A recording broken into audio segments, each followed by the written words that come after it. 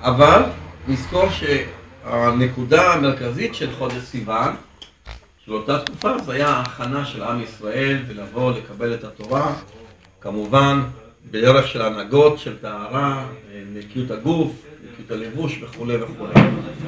למה אני אומר את הרעיון הזה של עם ישראל שצריך להתכונן לקראת מתן תורה?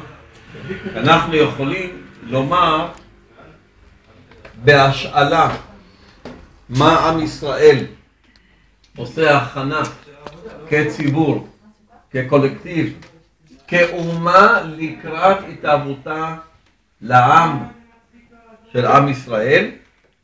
כך הפרט היום יכול ללמוד בהשאלה מהציבור אל הפרט. אדם צריך לקבל מהערב עד שבועות סוג של הכנה כדי להתכונן ברצינות, כאילו הוא יהיה במעמד הר סיני, אוטוטו. ולכן הוא צריך להתכונן.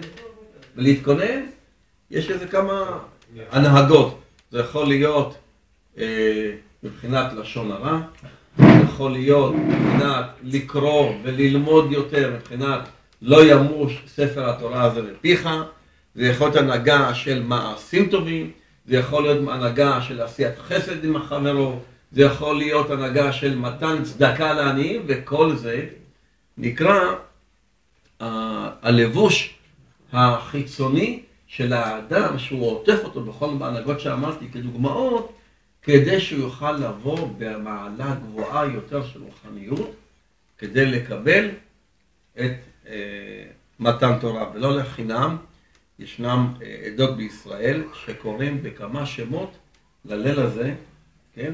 ללימוד, לתיקון, למשמרת, למשמורת, לא משנה מה זה, אבל יש פה כנראה איזשהו מושג שהאדם צריך לתקן את עצמו בחג השבועות. אני מניח שזה קשור יותר אלה שעוסקים בפנימיות התורה, בסודות של התורה, ולא לפי הפשט, אז אין כל מזה תיקון. אבל כל הרעיון המרכזי, שהאדם יתחבר אל הבורא, צריך לימוד תורה.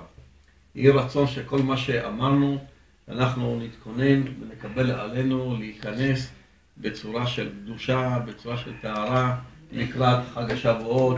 הקדוש ברוך הוא יזכה אותנו לראות בבניינה של ירושלים עיר הקודש, ובביאת משיח צדקנו אמן סלם. אמן ואמן. מזמור לדוד, אדוני אלוהי לעצור.